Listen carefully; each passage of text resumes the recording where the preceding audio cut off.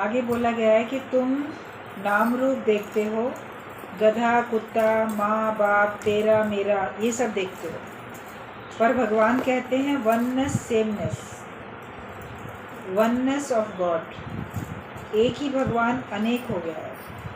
God is in all in all. सब भगवान है और सब में भी भगवान है। You are all plus in all God.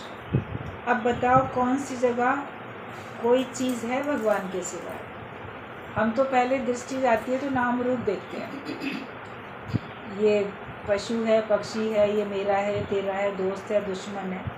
किसी को भी हम देखते हैं तो पहले उसके नाम और रूप को तो देखते हैं, और फिर उसके बाद उससे हमारा कौन सा संबंध है उस संबंध को देखते हैं। ज्ञान सुन लिया है तो बाद में फिर भगवान भी देख लेते हैं, लेकिन इतना पक्का हो जाए कि पहले ही भगवान दिख जाए, भगवान इस रूप में आया है, ये भगवान पक्का हो जाए, क्योंकि भगवान में ही सब समाये भी हुए हैं और भगवान ही सब में समाया हुआ है।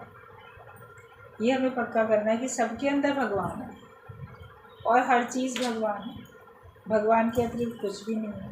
एक यही बात तो पक्की करनी है, तो इसी को पक्का करो, फिर आप देखो कि ईश्वर के अतिरिक्त कुछ भी नहीं है। जब भगवान के अतिरिक्त कुछ भी नहीं है तो मैं किससे दुखी हो जाऊं, किससे भयभीत हो जाऊं, किससे कोई चाह रखूं? वो तो मेरे अंग संग है, साथ में भगवान। कि कौन सी ऐसी चीज़ है जहाँ भगवान नहीं?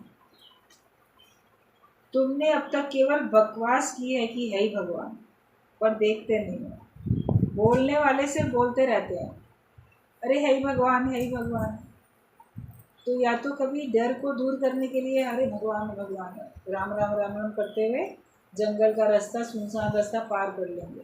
कोई सामने से आता होगा, अंदर डर लगेगा, अरे है ही भगवान, है ही भगवान, ये सोचते हुए गुजर जाएंगे कि ताकि मैं भगवान जिसको बोलूँगा, मन ही मन में देखूँगा भगवान, तो ये अगर चोर बदमाश भी होगा तो मेरा शायद बुरा ना करे। तो डर के कारण भी लोग भगवान देख लेते हैं, भय के कारण थोड़ी भगवान देखना है, तत्व के कारण भगवान देखना कि आखिरकार वो भगवान के अलावा है ही नहीं। तो हम केवल कहते रहते हैं, दूसरों से कहेंगे सब में भगवान है और खुद अपने में देखेंगे नहीं। सब में बोलेंगे सब में ब्रह्म है, सब में ब्रह्म है।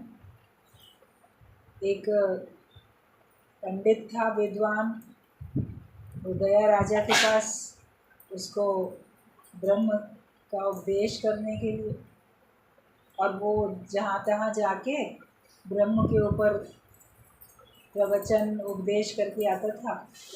लोग उसको बहुत मानते थे। तो किसी राजा के राज्य में भी आया, उसके दरबार में आके उसने ब्रह्म के बारे में वर्णन किया। राजा तो खुद ही विद्वान था, ब्रह्म ज्ञानी, वो ब्रह्म को जानता था, मगर जो ब्रह्म ज्ञानी होता है दूसरे का सम्मान करता है। ये नहीं कि नहीं हमें तो आता है, तुम्हें बोलने की ज़रूरत नहीं। सब कुछ आते हुए भी वो दूसरे को प्यार से सुनता है। तो उसने बहुत वर्णन किया, सब ब्रह्म है, ब्रह्म के अलावा कुछ भी नहीं है, ऐसा उसने बहुत अच्छा सुंदर वर्णन किया। सब लोग सुन रहे थे, मन ही मन बड़ी प्रशंसा कर रहे थे, वाह वाह भी हो रही थी, बहुत अच्छा बता रहे हैं, बहुत अच्छा बता रहे हैं। राजा भी सुन रहा था। जब वो वर्णन कर चुका तो राजा ने कहा कि आपने कहा सब ब्रह्म है, सब ब्रह्म है। बोला हाँ। तो राजा ने प्रश्न किया तुम कौन? जो बोल रहा था पंडित उसको कहा कि तुम कौन? तो वो एकदम हैरान रह गया, मतलब अपने को ब्रह्म नहीं जान पाया, मैं ब्रह्म हूँ ये नहीं बोल पाया। तब राजा ने कहा जब सब तरफ ब्रह्म ही ब्रह्म है, ब्रह्म के अलावा कुछ नहीं है, तो तुम अपने को भी तो कहो कि मैं ब्रह्म हूँ, तब तो तुम्हारा बोलना सही है। उसको भी अपनी भूल समझ में आ गई। उसने कहा कि जो मेरी भूल पकड़ ले वो ही फिर मेरा गुरु है, आज से आप ही मेरे गुरु, क्योंकि मैंने ब्रह्म का उपदेश तो जहाँ तहाँ किया, सब तरफ किया, बड़ी प्रशंसा भी हुई, लोगों ने मुझे माना भी, लेकिन मैंने कभी पलट के सबको तो कह दिया, अपने को कभी नहीं देख पाया कि मैं ब्रह्म। मैं तो अपने को वही पंडित, वही ज्ञानी, विद्वान यही समझता था, लेकिन मैं भी वो ब्रह्म हूँ, इस ब्रह्म बनने के निश्चय में तो मैं आया ही नहीं। आपने बोला तब मेरी दृष्टि मेरे ऊपर गई है। तो आप ही मेरे गुरु हैं। जो भूल पकड़ ले हमारी, जो भूल बता दे, वो हमारा गुरु है। और फिर भूल का सुधार जो कैसे होगा उसके बारे में हमको बताएं, तो वो गुरु होता है। तो है ही भगवान तो सब लोग कहते रहते हैं। तो गुरु जी ने ये बात बोली कि वो सब जैसे व्यर्थ की बात करते रहते, रटा रटाया बोलेंगे, सुना सुनाया बोलेंगे। लेकिन है भगवान तो अपने अंदर नहीं देखते ना, अपने को नहीं देखते। अपने को तो भगवान से अलग जान के देखते हो, तो वो तुम्हारा बोलना व्यर्थ ही हो गया। तो तुमने अब तक केवल ऐसी बकवास की है कि भगवान है, पर तुम भगवान देखते नहीं। यू से बट सी नॉट। तुम कहते हो लेकिन तुम देखते नहीं। आज ही सुधरो और आज ही जाके सबको भगवान देखो। इसी को सेल्फ रियलाइजेशन कहा है। आज न जाना अगर तो 84 की चक्की में जाना पड़ेगा। अगर तुमने आज ये बात नहीं जानी, आज ये बात नहीं पक्की की, तो तुमको 84 की योनि में, उसकी चक्की में जाना पड़ेगा। इसलिए आज से ही अपने को भगवान बनने में ले आओ, ज्ञानवान इतना अपने को बनाओ कि जो वास्तव में तुम हो वो तुम्हें रियलाइज़ हो जाए, वो तुम्हें इस बात की अनुभूति हो जाए। और आज ही जाके सबको भगवान करके देखो। सब में अपने को भी देखोगे तो फिर अपना आप सब में देखोगे। अगर आज नहीं जानोगे तो तुम्हें 84 लाख की चक्की में पिसना पड़ेगा। प्रभु के सिमरन गर्भ न बसे। अगर आप सिमरन करोगे भगवान का, तो भगवान का सिमरन केवल माला जपने से या मंत्र जपने से या नाम लेने से नहीं होता है। भगवान का सिमरन उसको सिमर सिमर मतलब अपने आप को गुम करके भगवान को प्रकट करने से भगवान का सिमरन होता है। तो जो भगवान का सिमरन करता है, सचमुच में जो भगवान का सिमरन करता है, प्रभु का सिमरन, तो गर्भ न बसे, मतलब उसको दोबारा जन्म मरण के चक्कर में आना नहीं पड़ेगा, वो फिर ना पैदा होगा। इसी को मुक्त कहते हैं। वो दोबारा जन्म में नहीं आएगा। तो जो दोबारा में जन्म में नहीं आएगा वो मुक्त होगा। अभी किसी की मृत्यु होती है, लोग कहते हैं चलो मुक्त हो गया। एक तो मुक्त कहना सांसारिक तौर पे होता है कि इस झंझट से, दुनियादारी से छूट गया, इस शरीर से छूट गया, इस जीवन में उसके पास जो दुख थे उन दुखों से छूट गया, चाहे वो पारिवारिक थे, आर्थिक थे, सामाजिक थे या शारीरिक थे, मानसिक थे, जो भी उसके कष्ट थे उन दुखों से भगवान ने उसको छुड़ा दिया। चलो ये मुक्त हो गया। मुक्त होना कई तरह से बोला जाता है। देह के बंधन से छूट गया, मुक्त हो गया। लेकिन वो दोबारा देह धारण करेगा कि नहीं करेगा, वो उसके निश्चय पर निर्भर करता है। अगर आत्मिक निश्चय है तो वो दोबारा देह धारण नहीं करेगा, और अगर आत्मिक निश्चय है तो वो जीते जी भी मुक्ति का अनुभव कर रहा होगा उसने। जो जीते जी मुक्ति का अनुभव करता है वही तो बाद में भी मुक्त होता है। आप जीते जी तो हर समय अपने को उलझन में, परेशानी में, दुखों में, बंधन में महसूस करो, तो शरीर छूटने के बाद कैसे आप मुक्त हो? नहीं हो सकते। लेकिन जब आप जीते जी आनंद में रहोगे, जीते जी अपने आप को मुक्त महसूस करोगे, तो ज़रूर आप बाद में भी महसूस करोगे, मुक्त हो जाओगे। तो जो जीवन मुक्त होता है वो ही विदेह मुक्त होता है, मतलब फिर उसको देह नहीं मिलती फिर से। अगर आपको कुछ समय तक स्वर्ग मिला, स्वर्ग लोक में गए, नरक लोक में, स्वर्ग लोक में, शिवलोक, ब्रह्मलोक, जिस लोक में भी भगवान ने आपको भेज दिया, आप चले गए, मगर उसके बाद वो पुण्य कर्म समाप्त होने के बाद फिर आपको दोबारा से देह मिलती है, फिर देह धारण करके आते। देह का धारण करना तब तक चलता रहता है जब तक आपको आत्मिक निश्चय नहीं हो जाता। जब तक आप जीवित अवस्था में अपने को बंधन रहित नहीं कर लेते, जीवित अवस्था में आत्मिक आनंद में नहीं रहते, तब तक आपको देह का बंधन, देह आपको प्राप्त होती रहती। और जब जीते जी आप मुक्त हो तो आप उसके बाद आवागमन के चक्कर में नहीं आते। जो आवागमन के चक्कर में नहीं आएगा वो ही मुक्त कहलाएगा। तो कहा कि प्रभु के सिमरन गर्भ न बसे। जब भगवान का सच्चा सिमरन ऐसा कर लेता है उसको दोबारा किसी भी जन्म में नहीं आना पड़ता, किसी भी योनि में नहीं आना पड़ता, वो फिर ना पैदा होगा। इसी को मुक्त कहते, दोबारा वो जन्म नहीं लेगा। डेथलेस बर्थलेस स्टेट, नहीं तो अब तो जमेगा मतलब पैदा होगा।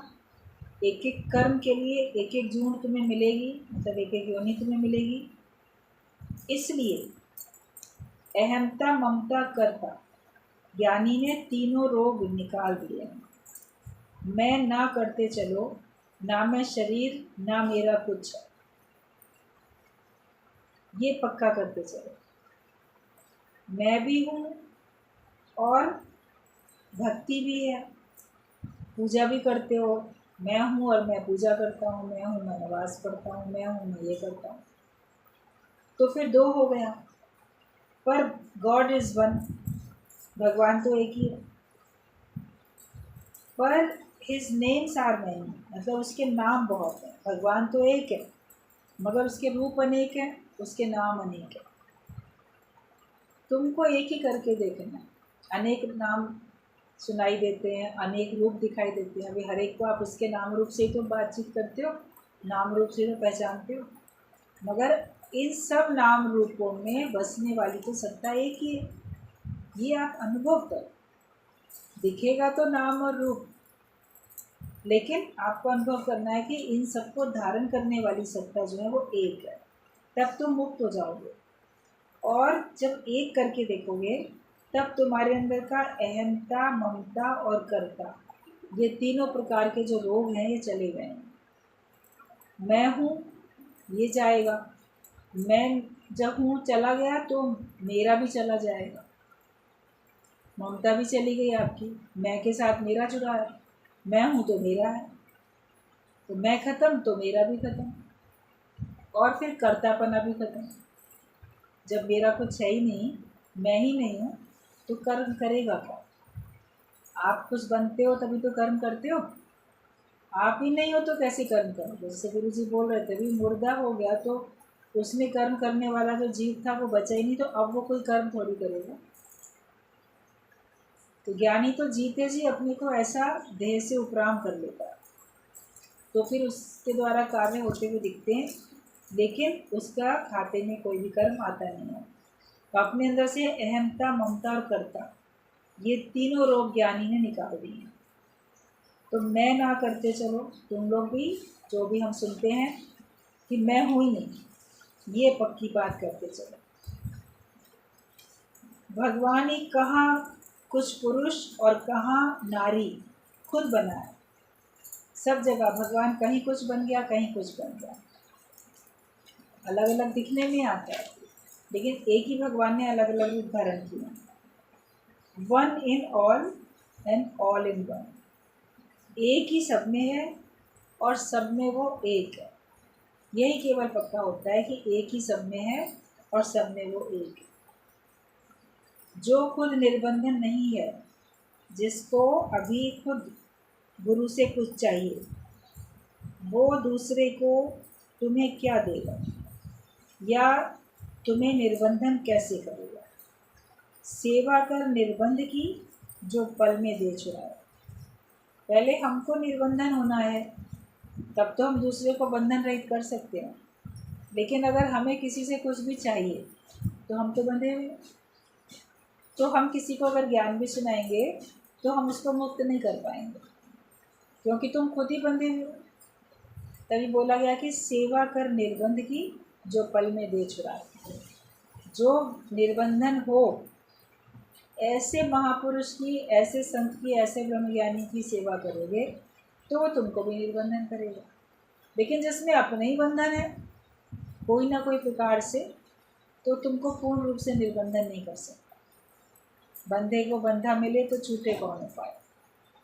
एक खंबे से एक को बांध दो, सामने वाले खंबे से दूसरे को बांध दो, फिर दोनों से कहो एक दूसरे को छुड़ा लो, तो क्या छुड़ा सकते हैं? तो खुद ही बंधे हैं। तो जो गुरु है, मान लो ज्ञान देने वाला, वो शिष्यों की माया में, उनसे कुछ प्राप्त होने वाली सेवा में, सुखों में, नाम यश कीर्ति, किसी में बंधा हुआ है। कि इनके द्वारा मुझे ये सब मिलेगा, मेरा यश होगा, मेरा नाम होगा, मेरी कीर्ति होगी, या ये लोग मेरी सेवा करेंगे या मुझे धन दक्षिणा में देंगे। तो वो जो देने वाला है ज्ञान, वो इस बात से बंधा हुआ है। और जो शिष्य है वो गुरु को धन देता है, दक्षिणा या सेवा देता है, या गुरु का यश नाम कुछ करता है, तो वो अपने लोभ से बंधा हुआ है कि मैं ये सब करूँगा तो मुझे ये लोग सुखी और परलोक सुखी मेरा हो जाएगा, और मैं जितना करूँगा उतना मेरा नाम होगा। मैं जितना दो लोगों को दिखाऊंगा कि देखो मैं गुरु की कितनी सेवा करता हूँ, तो देख के और लोग फिर मेरी करेंगे, तो वो उस लोभ लालच से करता है। तो कोई ना कोई तो बंधन सुनने वाले के अंदर में भी है कि हमें स्वर्ग मिलेगा या हमको सुख मिलेगा इस जन्म में, इस जीवन में, इस लोक में, परलोक में, और वो भी अपने सुख से। तो अपने सुख से सब जग बांधे, सारा जगत अपने सुख से बना हुआ है, इसलिए वो दूसरे को निर्बंधन नहीं कर पाता। लेकिन जब तुम्हारी सुख बुद्धि चली जाती है, तुम अपने सुख से नहीं बंधे हुए हो और तुम दूसरे के हित के लिए, उसके कल्याण के लिए आप उसको ज्ञान दे रहे हो, तो अगले के ऊपर असर भी होता है। तो पहले हमें खुद निर्बंधन होना है। हमें किसी से कुछ नहीं चाहिए, गुरु से भी कुछ नहीं चाहिए, भगवान से भी कुछ नहीं चाहिए। अपने को इतना भरपूर महसूस करो, भगवान ने जो देना था मुझे पहले दे दिया, गुरु ने जो देना था मुझे सब दे दिया, मेरे को क्या कमी छोड़ी है उसने, सब कुछ तो वो दे चुका। लोभ लालच है, हमको और चाहिए और चाहिए। उसने एक बार सब दे दिया, आप उसमें भरपूरता का अनुभव करो। कोई बात छिपाई नहीं, कोई ज्ञान छिपाया नहीं, ब्रह्म ज्ञान पूरा का पूरा दे दिया। तो जब हम अपने को भरपूरता में लेके आएंगे, किसी प्रकार के सुख में हम बंधे हुए नहीं हैं, किसी से हमें कुछ चाहिए नहीं, तब फिर हम भी निष्काम कार्य करके औरों को मुक्त कर पाएंगे। गुरु का कार्य हम तभी कर पाएंगे जब हमें कुछ नहीं चाहिए। अगर हमको कुछ लोभ लालच है तो हम बाहर से गुरु का कार्य, सत्संग सुनाना करते हुए दिखेंगे, लेकिन उसमें तुम भी बंधे हुए हो और दूसरे भी, तो विदेह मुक्त नहीं हो पाओ कि आप ये सब कर रहे हो, सुन लिया, सुना भी रहे हो, तो आपका जन्म मरण का चक्कर छूट जाएगा। तो ऐसा नहीं है। जब तक आपके अंदर में चाह की बीमारी है, चाह का रोग है, तब तक आपका जन्म मरण का चक्कर रहेगा ही रहेगा। तो निर्बंधन जो हो उसकी सेवा करो, और खुद भी निर्बंधन जब हो जाओ तब आप किसी को ज्ञान दो। गुरु के पास कोई खाली होके आए तो वो उसको शीश उतारेगा उसका। तुम्हें अभी भी कर्तापना है और तू गुरु समान कहलाता है, तो तू कैसे गुरु समान हुआ? तुम्हारे पास कर्तापना अभी भी है और लोग तुमको गुरु के समान बोल रहे हैं, ये गुरु के समान ये कार्य कर रहा है, अरे ये भी बिल्कुल गुरु का रूप है। बाहर से दिख सकता है मगर अपने अंदर के तो साक्षी तुम हो, तो तुम अभी उसके जैसे कैसे हो? आप बाहर से गुरु के जैसा कार्य कर सकते हो, वेशभूषा वैसी बना सकते हो, शिष्य सेवक उस प्रकार से तुम्हारे आगे पीछे घूमे ऐसी व्यवस्था बना सकते हो, लेकिन उसके अंदर का निश्चय जैसा है वैसे निश्चय में भी तो एक समान हो जाए। कभी लगता है कि हम बिल्कुल उनके जैसे दिखें, बाहर से भी दिखें, बाहर से देखो ठीक है, अच्छी बात है, लेकिन अंदर से भी तो उसके जैसे बन जाओ ना। जैसे उसका आत्मा का ब्रह्म का निश्चय है वैसे तुम्हारा भी निश्चय हो जाए। तो तुम्हारे अंदर अगर अभी भी कर्तापना है और तुम गुरु के समान कहलाते हो, तो तुम कैसे गुरु के समान हो? गुरु के पास आओ तो बिल्कुल निर्बंधन होने के लिए और अचाह हो के आओ कि मुझे कुछ चाह मेरे को रखनी नहीं है, खाली हो के आओ। नाम रूप जगत परिवार सुख दुख सब भरे पड़े हैं आपके अंदर में, तो फिर आप खाली तो हुए नहीं। अपने को चेक करो, क्या तुम अंदर बाहर से खाली हो, बिल्कुल छूटे हुए हो? जब बिल्कुल फ्री दिखोगे तो गुरु तुम्हारा शीश काट के अलग कर दे। शीश काट के अलग होएगा तो ईश प्रकट हो जाएगा, भगवान प्रकट हो जाएंगे। तुम तो अपना शीश बचा के रखते हो क्योंकि तुम्हारे अंदर भी पूरा संसार भरा पड़ा। मुझे बच्चों के लिए ये करना है, मुझे परिवार के लिए, पति के लिए, माता पिता भाई बहन या जो भी आपके संपर्क में लोग हैं उनके लिए मुझे ये करना है, उनसे मुझे ये लेना है। तो अगर हम इस सब में अटके हुए हैं तो अभी हम खाली कहाँ? तो तुम शीश दे ही नहीं पाओगे, और जब शीश नहीं दे पाओगे तो ईश को प्राप्त कैसे करोगे, भगवान मिलेगा कैसे तुमको फिर। तो कर्तापन अपना खत्म करो और अपने अंदर से खाली होके गुरु के पास आओ। गुरु कितना है, मौन व शांत में है। जब गुरु की पूजा लोग देखते हैं तो रीस से कई गुरु बन जाते हैं। थोड़ा बहुत लेक्चर करना आया, बात करनी आई तो गुरु बन गए। दुनिया के लोग अंधे हैं, उपदेश ही सुनते हैं, आदर्श नहीं देखते। पर गुरु शीश कटा के बैठा है, वो ईश्वर रूप है, इच्छा छोड़ी है और वो शीश अपना कटा के बैठा है। तो संसार वाले तो देखते हैं ना, गुरु की तो बड़ी खातिरदारी होती है, बड़ा मान सम्मान होता है, बहुत कुछ मिलता रहता है, चलो चलो हम भी गुरु बन जाए, तो वो कथा कथित गुरु बन जाते हैं। लेकिन उन्होंने अपने अंदर से तो कुछ छोड़ा ही नहीं, अंदर सारा जगत भरा पड़ा, तो फिर उनको कभी भी परमात्मा की प्राप्ति नहीं होती है। और संसार वाले भी उनको मानते हैं, फॉलो करते हैं, क्योंकि उनका विवेक खुला ही नहीं, उनको दिव्य दृष्टि मिली ही नहीं, अभी वो अंधे ही हैं, इसलिए वो आदर्श देख ही नहीं रहे। कानों से सुन रहे वाणी, तो कानों से सुन के मुँह से गावा कर प्रशंसा कर, उनको अभी ऑब्जर्व करना आया ही नहीं, उनको ठीक से दूसरे को देखना आया ही नहीं, क्योंकि उनको दिव्य दृष्टि मिली नहीं। जब सत्संग में बैठो, आपका विवेक खुले, विवेक की दृष्टि आपके पास हो, दिव्य दृष्टि आपके पास हो, आप दूसरे का आदर्श भी तो देखो। और बाकी लोग कहते नहीं नहीं हमारा आदर्श मत देखो, तुम अपने को देखो, कहते ही नहीं आप सबको ऑब्जर्व करो, सबको देखो। रामकृष्ण परमहंस को एक बार किसी ने जांचा, परखा, उसको ये लगा कि ये सबको भगवान करके देखता है और विवाह हो गया है, पत्नी भी साथ में है, उसको भी ये काली माँ माँ करके ऐसे पुकारता है, देखता है कि सब भगवान है। तो क्या सत्संग के समय कोई किसी को बोले, बाद में तो जैसे संसार में लोग रहते हैं वैसे ही रहते होंगे। तो उसने सोचा कि मैं क्यों ना इनको देखूं। तो सब सत्संग के बाद चले गए, वो वहीं कहीं छुप गया, कोठरी के आसपास इधर छुप गया। वो छुप के उनका दिन भर का सारा कार्यक्रम जो था वो देखता रहा। तो देखा कि जो रामकृष्ण परमहंस की पत्नी थी शारदा माँ, वो तो बिल्कुल उनको गुरु ही मान रही है, और वो जैसे और अन्य शिष्य सेवा करते हैं ऐसी सेवा में लगी है। उसको भोजन बनाया, खिलाया, और फिर वहीं पास में बैठ के ज्ञान की बात पूछी कि जैसे और शिष्य होते हैं। दिन भर देखता रहा, बोला अच्छा रात 24 घंटे देखूँगा। रात में भी खाना खिलाया, पति के चरण भी चाहे दबाए, और फिर पास ही में अपनी चटाई बिछा के वो सो गई, और वो अपना चारपाई पे निद्रा में सो गया। वो देखते ही रहा, सवेरा हो गया। उसको इतना अंदर में आत्मग्लानि हुई कि ये कितने शुद्ध पवित्र हैं, और मैंने शक किया ये सबके सामने भले बोलते हैं लेकिन वैसे तो पति पत्नी की तरह ही रहते होंगे।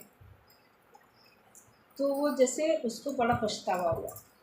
और रामकृष्ण परमहंस तो फिर सवेरे जल्दी भी उठ जाते थे, उठ के वो गंगा स्नान करने के लिए जाते थे। तो जैसे वो अपनी कुटिया से बाहर निकल के जाने लगे तो ये एकदम सामने आके उनके चरणों में गिर गया, आंसू बहा के बड़ा पछतावा किया, रोया, अपनी बात पूरी बताई कि मेरे अंदर इतनी कुबुद्धि थी कि मैंने आपको जांचने की, आपको परखने की कोशिश की। तो रामकृष्ण परमहंस उसकी बात सुन के हंस दिए, बोले बेटा बहुत अच्छा किया, गुरु को दिन में भी परखो, रात में भी परखो, सवेरे भी परखो, शाम को अच्छी तरह परखना चाहिए गुरु को, तभी तो तुम ज्ञानवान पूरे पक्के बनोगे। तो कहा पानी पीजिए छान के और गुरु कीजिए जान के। भाई तुम जान लो कि हाँ सच में से वो गुरु कहलाने के योग्य है भी कि नहीं है, और तुम्हारा विवेक खुला है, तुमने आँखों से देखा, परखा, या तुमने प्रमाण भी लेना चाहा तो उसमें कोई बुरी बात नहीं, मतलब उनको कोई बुरा नहीं लगा, ऐसे तो कोई किसी को जांचे परखे जासूसी करे तो बड़ा बुरा लगेगा।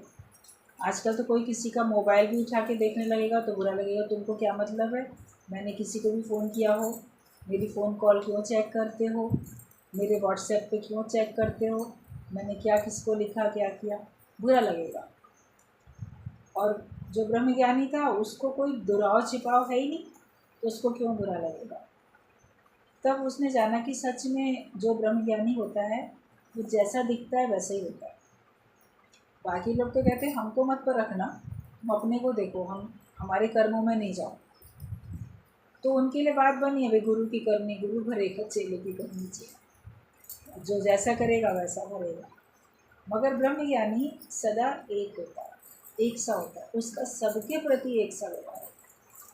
वो कहीं किसी के साथ उसका अलग नहीं होता। आप सोचो कि मेरे साथ अलग व्यवहार करता है, दूसरे के साथ शायद अलग करता है, तो वो किसी के साथ भी अलग व्यवहार नहीं करता है, उसका सबके साथ सेम होता है और सबको वो एक सही ज्ञान देता है।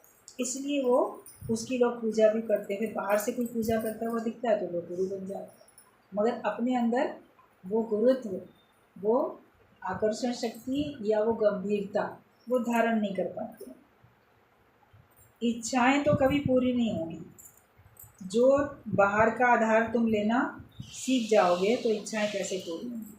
अपने अंदर का आधार लोगे, तुम्हारी इच्छाएं धीरे धीरे खत्म होंगी। निराधार बनोगे तब इच्छा खत्म होगी। कोई ना कोई हमने आधार लेके रखा है तो हमारी इच्छाएं तो बलवती होती रहती हैं। किसी से कभी प्रार्थना नहीं करो, भगवान से भी नहीं करो। When God wishes to punish you, He answers your prayers. जब भगवान तुम्हें दंड देना चाहते हैं तब वो तुम्हारी प्रार्थनाओं का जवाब दे देते। आप तो सोचते हो भगवान ने मेरे पर बड़ी कृपा कर दी, मेरी प्रार्थना मेरी मन्नत पूरी कर दी। लेकिन ये सोचो जब भगवान तुम्हें दंडित करना चाहता है तब तुम्हारी प्रार्थनाओं को सुन लेता है, उसके हिसाब से काम कर देता है। तो भगवान का भक्त कभी प्रार्थना करता ही नहीं है, बिन मांगे मोती मिले। वो कहता ही नहीं मुझे ये दे दो वो दे दो। वो ये जानता है कि जो कुछ परमात्मा की ओर से मेरे सामने आएगी परिस्थिति, उसमें मेरे लिए भलाई छिपी है। तो मैं प्रार्थना क्यों करूं? मुझे धन मिले, मुझे मान सम्मान मिले, बड़ा पद मिले, या परिवार में मुझे ऐसा मिल जाए, मेरी ये चीज़ समाज में ऐसी प्रतिष्ठा हो जाए, कुछ भी नहीं मांगता। वो बस भगवान को भगवान की खातिर उसकी महिमा का गुणगान करता है और वो उसको नमन करता है। वो अपने को भगवान को समर्पित कर देता है। अब भगवान की मर्जी। जैसे कोई गुलाम होता है, अगर पहले ज़माने में दास प्रथा थी, दास रखे जाते थे, गुलाम होते थे, खरीद लिए जाते थे, तो जैसा मालिक बोलता था हमको वैसे करना पड़ता। तो भगवान का भक्त तो भगवान का दास बन जाता है, गुलाम। जो दोगे वो खाएंगे, जो पहना दोगे वो पहन लेंगे, जो कार्य सामने ला दोगे वो कर देंगे। हमारी अपनी कोई इच्छा नहीं है, ना उसमें कोई शिकवा शिकायत है और ना हमारी कोई इच्छा है। लहणे को कितनी बार भी बोला कि थल्ला बनाओ फिर बिगाड़ो, बनाओ फिर बिगाड़ो, उसको कोई समस्या नहीं आई। जब गुरु ने कहा बनाओ तो उसने चबूतरा बना दिया पेड़ के चारों तरफ। उसे मिटाओ तो मिटा दिया, फिर बनाओ तो फिर बना दिया। पलट के नहीं कहा बार बार क्यों बनाने के लिए कहते हो, बार बार क्यों तोड़ने के लिए कहते हो। बना लिया था तो उसमें कमी क्या है जो तोड़ूं? कुछ नहीं, जैसी आपकी मर्जी। किसी और ने कहा कि तुम्हारा मन नहीं चल रहा, बार बार गुरु तुमको आके जब बना के मेहनत से शांत बैठते हो तो आके बताए रहे तोड़ दो उसको। जब तोड़ के बैठ जाते हो कहते रहे बनाओ। बोला मेरा काम तो गुरु की आज्ञा मानना है, मैं क्यों सोचूं कि वो ऐसा क्यों कहता है, बनाने के लिए फिर मिटाने के लिए क्यों कहता है। उनकी मर्जी, मेरा काम तो उनकी आज्ञा मानना है ना। हम तो यहाँ आए हैं आज्ञा में चलने के लिए, जो हमको कार्य बोला जाएगा हम करें। तो उसका मन कितना शांत था। तो भगवान में भी जब कोई ऐसा विश्वास कर लेता है कि भगवान जो तुम्हारी मर्जी होगी वो काम तुम मुझसे कराओ, वो मैं खुशी से कर लूँगा। उसके पूरा होने में भी या पूरा ना होने में मेरा कोई मतलब नहीं। तुम अगर चाहते हो पूरा हो जाएगा तो पूरा हो जाएगा, तो हम खुश रहेंगे। तुम चाहते हो पूरा ना हो, नहीं होगा तो भी हम खुश रहेंगे। भगवान का भक्त भगवान की रज़ा में राज़ी रहता है। जो राज़ी रहता है वही भक्त है। नाराज़ रहने वाला कभी भक्त नहीं बन सकता। तो जब भगवान तुम्हारी प्रार्थनाएं अगर सुनता है तो समझो कि वो तुमको दंडित करता है, दंड देता है। हमेशा याद रखो, बाहर की खुशी उधारी खुशी है। किसी से उधार लेके खुशी ली है वो तुम्हें वापस देनी पड़ेगी, और उधार तो ब्याज सहित चुकाना पड़ता है। तो अगर खुशी तुम बाहर से लोगे तो वो तुम्हारी जाएगी भी, क्योंकि तुम्हारी वो अंदर की सच्ची खुशी नहीं है, वो उधारी खुशी है।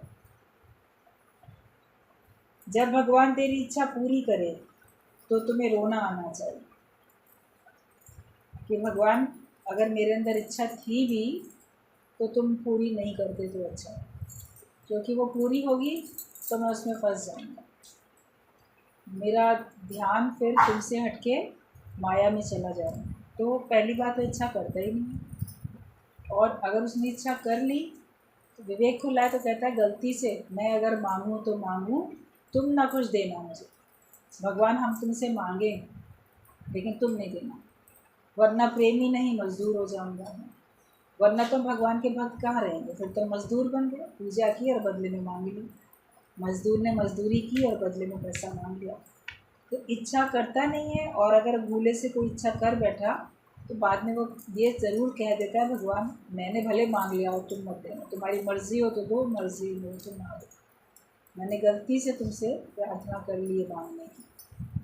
भगवान का भक्त हमेशा भगवान की रज़ा में राज़ी रहता है। राज़ी रहो तो तुम फिर सच्चे भक्त बनोगे, भगवान से मिलके एक हो जाओगे और मुक्त हो जाओगे।